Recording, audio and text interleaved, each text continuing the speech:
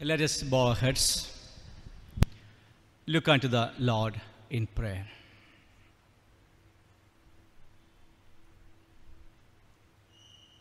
The words of my mouth and meditations of all our hearts be acceptable in your sight, O Lord, our rock and redeemer. Amen. Dear brothers and sisters in Christ, years ago, in a church, when I was ministering then, I was conducting a baptism service. The baptism service started.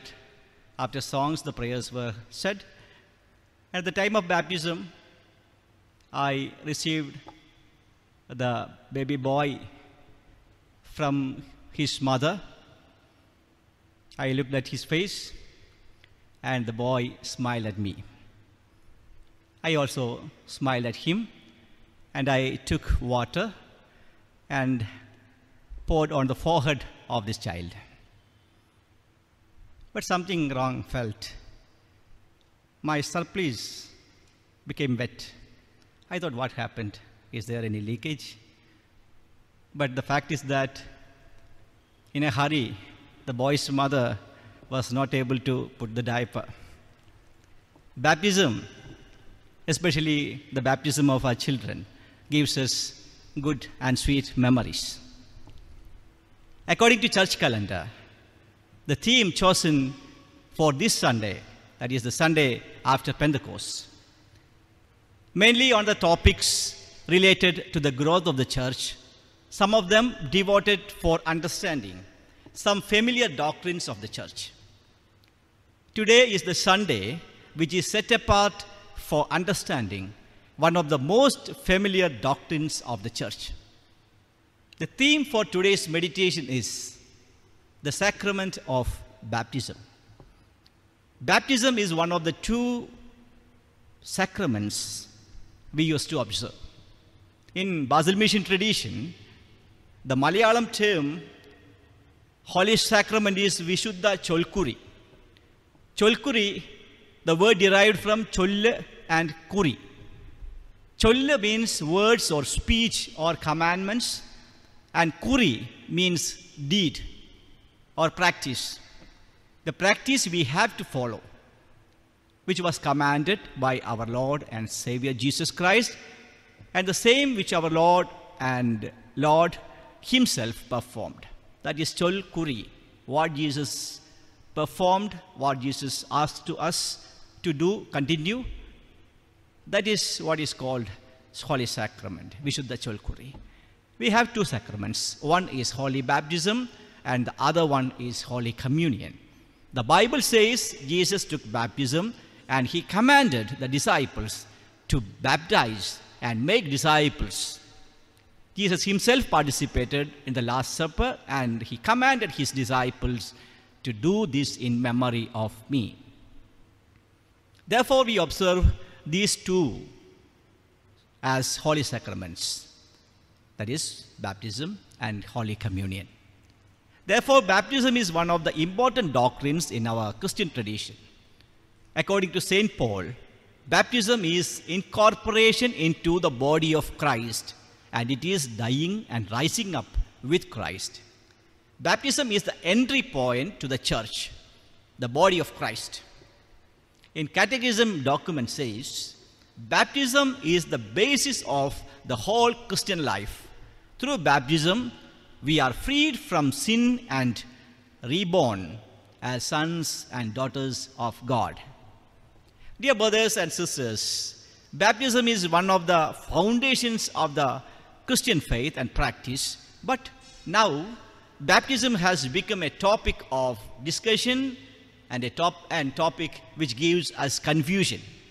Many are confused with the teachings of emerging Pentecostal and new generation churches about baptism. As you know, I was a minister of this cathedral 24 years ago, and now I came back to this congregation in my second term. I noticed that some of our very active members are missing in our regular worship. I inquired about them and heard that they received second baptism from sectarian church and left the church. I'm really sad to know about that. And I wonder how and why it happens among few of our church members. In every communion service, we use Nicene Creed to confess our faith. This Nicene Creed was formed in AD 381, 18 centuries back. Since then, the whole congregation in the world used to recite this Nicene Creed during worship service. Nicene Creed is the basis of all our doctrines. Last 18 centuries, the church has rooted her faith in the Bible as well as in the Nicene Creed and other creeds also, in which every Christian in the world used to confess that I believe in one holy Catholic and Apostolic Church, and I acknowledge one baptism for the remission of sins. One baptism, I acknowledge one baptism for the remission of sins. Then how it comes? There is 2 baptisms, 3 baptism, adult baptism, repeated baptism. In Ephesians chapter 4, verse 4 says, here it is clearly written, there is one body and one spirit, just as you were called to the one hope of your calling. One Lord, one faith, one baptism, one God the Father of all. One Lord, one faith, one baptism. That is definite. Ephesians chapter 4, verse 4.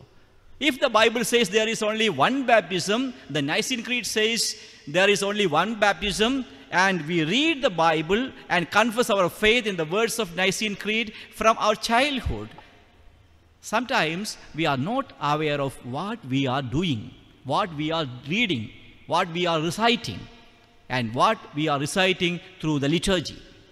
Therefore, today, when we discuss on the topic of baptism, I would like to share with you some of the biblical reflection connected to some of the questions raised against the doctrine of baptism.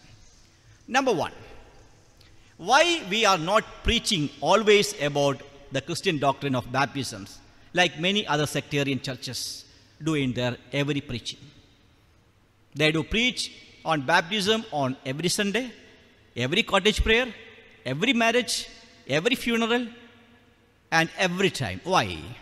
Why we are not preaching on the topic of baptism on every Sunday? We only preach only once a year. If you have Bible, please turn to the epistle of Hebrews chapter 6 verses 1 and 2. There it is written, therefore, let us go on toward perfection, leaving behind the basic teachings about Christ, and not laying again the foundation, repentance from dead works and faith towards God, instruction about baptisms, laying on of hands, resurrection of the dead, and eternal judgment. Not laying again foundation. These are the basic teachings. We all should learn that it is foundation. We have to understand this is only a foundation of faith, and there are many things we have to learn and to grow up in spirituality day by day. Bible clearly says you are not supposed to stick on the basic foundations, basic things. These are foundations. Baptism is foundation. Repentance is foundation. Laying on of hands is foundation. We are not called to stick on the foundation. We are called to grow. But we have to build up our spirituality on this firm foundation. You have to grow up. Baptism is only a beginning, not an end. This doctrine is elementary or basic one. In the Great Commissioning of Jesus, we found in Matthew chapter 28, last verses. The Great Commissioning says, go therefore and make disciples of all nations, baptizing them in the name of the Father and of the Son and of the Holy Spirit, and teaching them to obey everything that I have commanded you. And remember, I am with you always to the end of the age. First baptizing them, then make disciples. Baptism first, because it is the basic one. It is the foundation. It is the initiation. See, all established churches shares this basic faith. Church of South India, Catholic Church, Marthoma Church, Orthodox Church, and all established churches believe one baptism for the remission of sins. If a person joining from Catholic Church to Church of South India or Orthodox Church to Marthoma Church, we will not baptize him or her again, and vice versa also, because the universal church believe in one baptism. Because of this foundation, we give baptism to our children. The first best thing we have to offer to the newborn is Jesus. Take them to the church and give baptism. In early churches, it was a continuation of the practice of Jewish circumcision, which was considered as a covenant with God, usually observed from the 8th day of a newborn male. Baptism is a doctrine, not for making confusion. Not for making confusion in the congregation, but for the understanding that we all are incorporated in the body of Christ. In the Bible and in Christian traditions, there are mentioning of 5 types of baptisms. I will explain. Number 1, Old Testament parallel of baptism. There is a parallel in Old Testament about the practice of baptism. 1 Corinthians chapter 10 verse 1. This is the background. 1 Corinthians chapter 10 verse 1. The background is the text which we read this morning as Old Testament from Exodus. Paul says, I do not want you to be unaware, brothers and sisters, that our ancestors were all under the cloud, and all passed through the sea, and all were baptized into Moses in cloud and in the sea. In cloud and in the sea. Here we see Paul connects baptism with the Exodus event, a baptism in the cloud and in the sea. Both cases, there were no water. It is written in Bible that the people who walked under the shadow of the cloud and the people who crossed the sea on the dry land, the whole people, adults, young adults, children, newborn, everyone together crossed the sea on the dry land. The baptism is an experience of liberation from the bondage of Egypt to the liberation at Canaan. It's a liberation from bondage of Egypt to the freedom at Canaan. Therefore, baptism is the process of experiencing liberation from the bondage of sin to enter into the life eternal. There is the first baptism from the Old Testament, baptism under cloud and in the sea. The second baptism, that is from Jewish tradition. Baptism, number 2 baptism.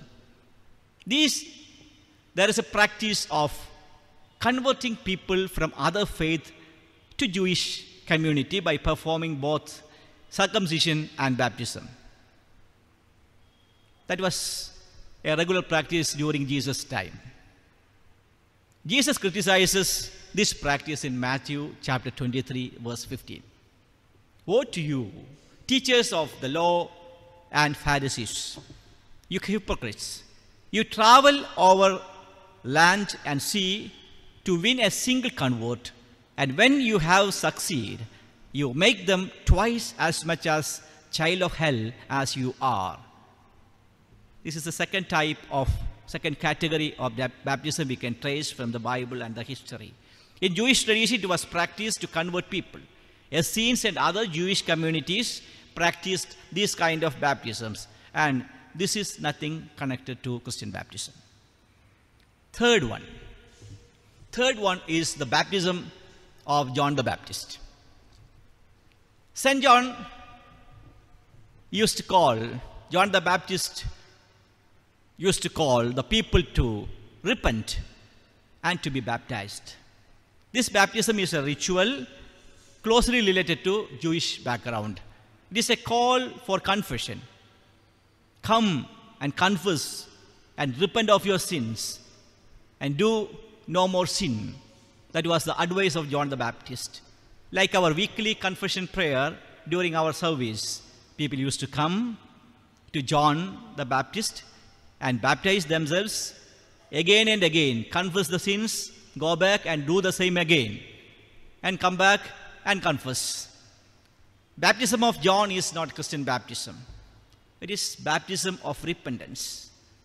They repent and baptize themselves and go back after some times. When they feel guilty, they will come back again and confess and take baptism. It was a repeated ritual, baptism of repentance by John the Baptist. This was corrected in Acts of the Apostles chapter 19 verses 1 to 4. This is the only time we can see the second baptism in the Bible. After the baptism of repentance, Paul gives faith baptism. You note this point. Not after the baptism and after the Christian baptism or the baptism from the churches, giving a baptism of repentance later. That is not the way in the Bible. First correction was made in Acts chapter 19 verses 1 to 3. While Apollos was at Corinth, Paul took the road through the interior and arrived at Ephesus, that is written. There he found some disciples and asked them, "Did you receive Holy Spirit when you believed?" They answered, "No, we have not even heard that there is Holy Spirit." So Paul asked, "Then what baptism did you receive?" They said, "John's baptism." Paul said, John's baptism was a baptism of repentance. He told the people to believe in the one coming after him, that is Jesus. On hearing this, they were baptized in the name of the Lord Jesus Christ. This is the only incident we can see a rebaptism happens. A baptism after baptism of repentance. That is Christian baptism. Here the sectarian groups try to confuse the believers with this baptism as Christian baptism. This is the main point we have to understand this morning.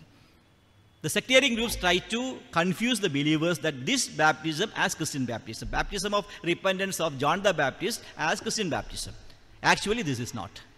Baptism of John the Baptist was not Christian baptism, it was baptism of repentance, and it was corrected by Paul later in Acts chapter 19. That is the third kind of baptism. The fourth category, we can trace it from the Bible, baptism of Jesus. It is believed that Jesus was baptized at the age of 30 under John the Baptist. And Jesus never baptized anyone.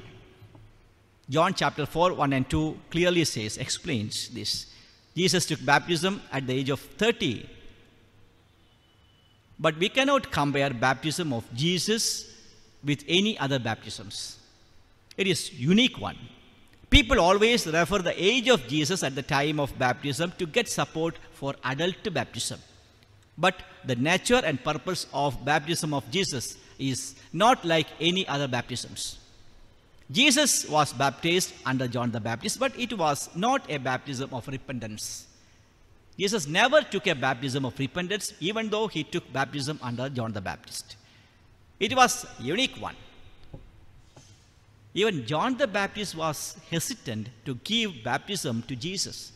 John the Baptist wanted to take baptism from Jesus. Matthew chapter 3 verse 14 says, and John tried to prevent him, saying, I need to be baptized by you, and you coming to me. But Jesus answered and said, permit it to be so now, for thus it is fitting for us to fulfill the righteousness.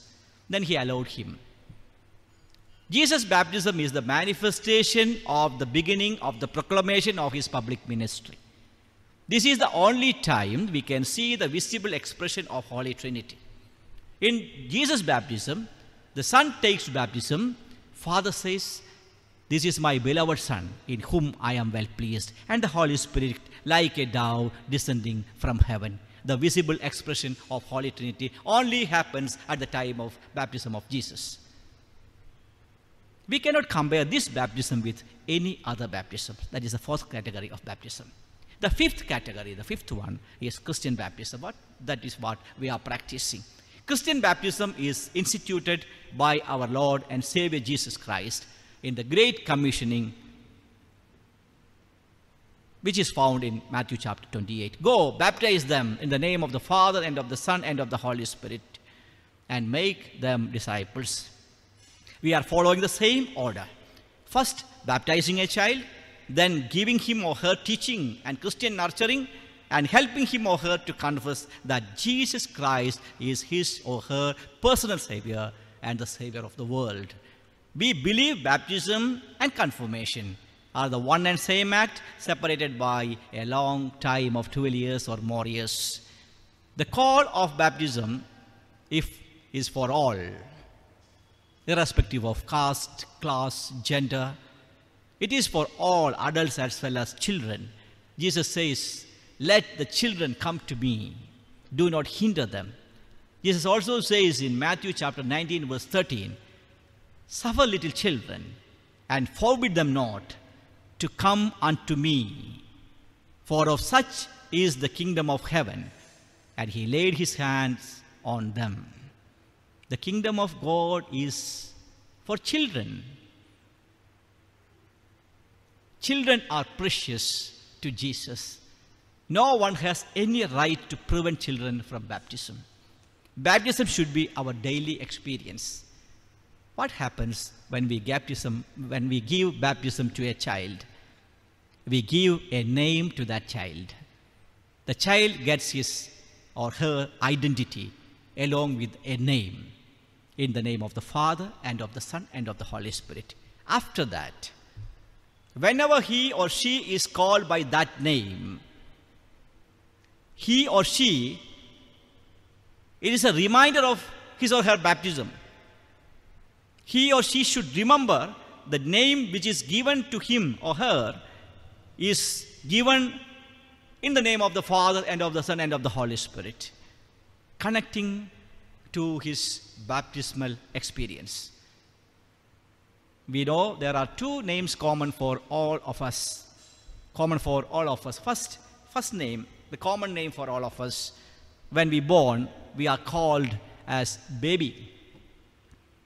Baby of Sunita, baby of Mary, baby of Kalyani, baby of Fatima, irrespective of caste, class, or religion. We all were called by single name, that is baby. One more common name we all have. When we die, we all share the same name, common name. The name is body. The dead body never be called by name.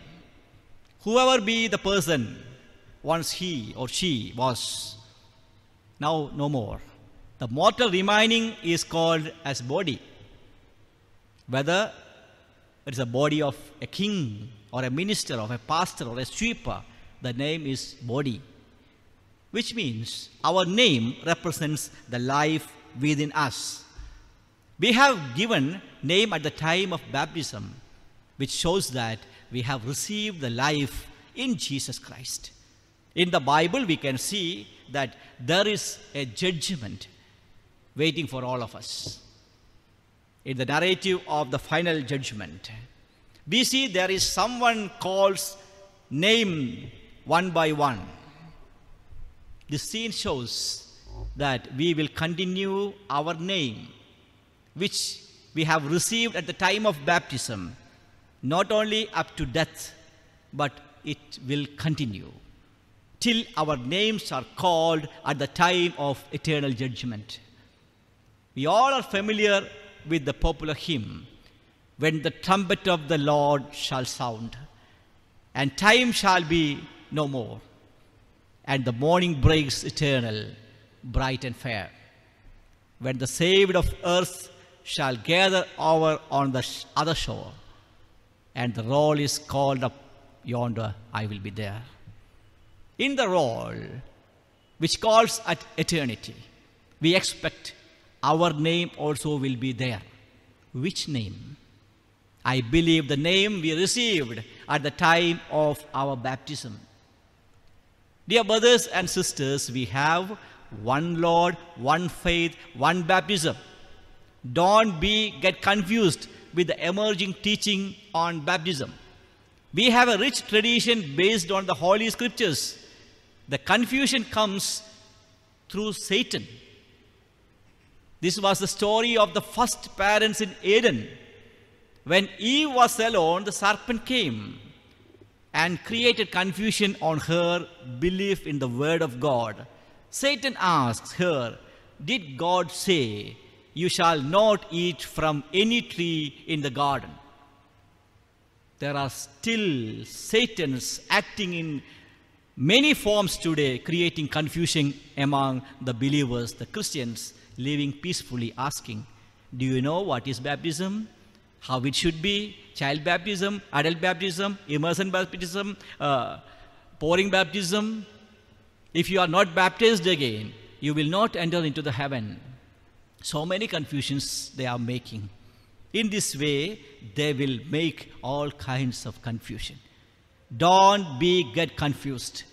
If you have any confusion related to matters connected to our doctrines, you feel free to contact your Achan and understand what Bible teaches about this doctrine.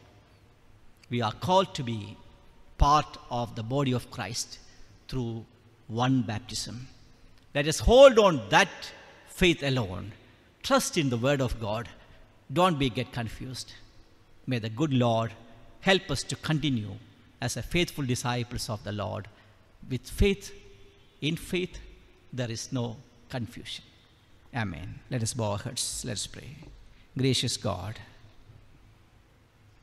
thank you, Lord, for giving us grace to be part of your body through baptism. Thank you, Lord, for the names you have given to us, which will continue even after our deaths till the eternal life. Help us to recall our baptismal experience in day-to-day life and be sure that we are your children. We are named in the name of the Father and of the Son and of the Holy Spirit. Lord, lead us from any kind of confusion. Give your peace and confidence and faith. We ask everything in the name of our Lord and Savior, Jesus Christ. Amen.